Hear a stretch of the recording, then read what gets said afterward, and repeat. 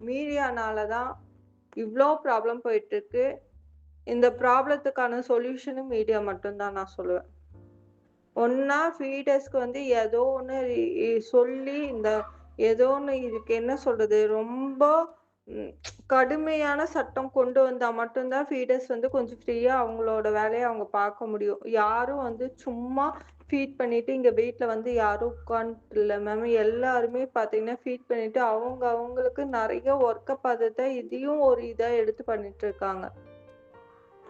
எனக்கு தெரிஞ்சு நான் பார்க்குற நெறைய பேர் அப்படிதான். நானுமே அப்படிதாங்க மேம். நான் ஃபீட் பண்றேன். ஒரு பக்கம் ஆன்லைன்ல சாரீஸ் எல்லாம் சேல்ஸ் பண்றேன். நைட்டீஸ் வந்து வீடு வீடா கொண்டு போய் குடுத்துட்டுருக்கேன்.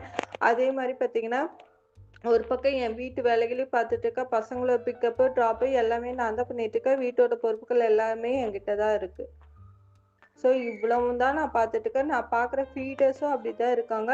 அவங்க காலையில வேலைக்கு போம்போது ஃபீட் பண்ணிட்டு, அவங்க வேலையும் பார்த்துட்டு, இதையும் பார்த்துட்டு தான் போயிட்டுருக்காங்க.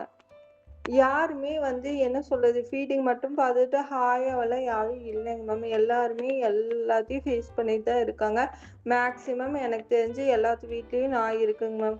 என் வீட்ல 4 இருக்கு. எனக்கு தெரிஞ்சவங்க வீட்ல, ஃபீடர்ஸ் வீட்ல எல்லாத்து வீட்லயுமே நாய் இருக்க தான் செய்யுது. நாட்டு பசங்கள தான் எல்லாம் வளர்த்திட்டு இருக்காங்க.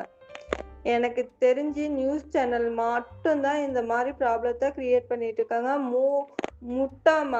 முட்டா டேஷ் மக்கள் வந்து என்ன சொல்றது? அந்த நியூஸ 1க்கு 2ஆ இது பண்ணிட்டு, இந்த மாரி தற்குறிகள் வந்து ஏதோ வ போனது, வந்ததுன்னு வச்சுட்டு, ஒண்ணுமே தெரியாம நாய்களோட உண்மையான உணர்வுகள் என்ன? எதனால வந்து இப்ப வந்து ஒரு பெண் நாய் இருந்துச்சுன்னா, அது ஹீட்டிங் சென்ஸ்ல வந்து 10 நாய் உள்ள வரதான் செய்யும்.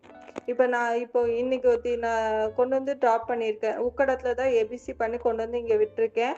அவ வந்து ஹீட்டிங்ல இருக்கும்போது தான் நான் எடுத்துட்டு போனேன். 28ஆம் தேதி இன்னைக்கு கொண்டு வந்து விட்டேன். ஆண் நாய்களுக்கு தெரியுமா? அவளுக்கு ஆப்ரேஷன் பண்ணியாச்சு.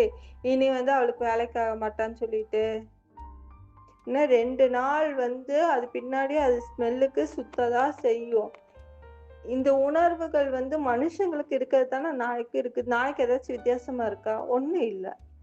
இது ஏன் இவ்ளோ இதா பார்க்குறாங்கன்னு எனக்கு தெரியல. ரேபிஸ் இன்ஜெக்ஷன் போட்டுட்டு, அதுங்களுக்கு கருத்தடை பண்ணி விட்டாவே மேக்ஸிமம் எந்த ப்ராப்ளமுமே வராது. ஒரு பெண் நாய் இருக்கிற பக்கம் அது ஹீட் ஆயிடுச்சுன்னா, ஒரு 10 நாய் வரதான் செய்யும். இதோட அவேர்னஸ் மக்களுக்கு வந்து பல இது தெரிய மாட்டேதுங்க மேம். அந்த அவேர்னஸ நம்ம கொண்டு போனா மட்டும் தான் இது நடக்கும். இந்த மாரி சின்ன சின்ன விஷயங்கள் வந்து கொண்டு போணும். எதனால வந்து பெண் நாய் பின்னாடி ஆண் நாய் வருது? அந்த என்ன சொல்றது? பீரியட்ஸ்னா என்ன? நாய்களுக்கு அது எத்தன நாள் வரும்?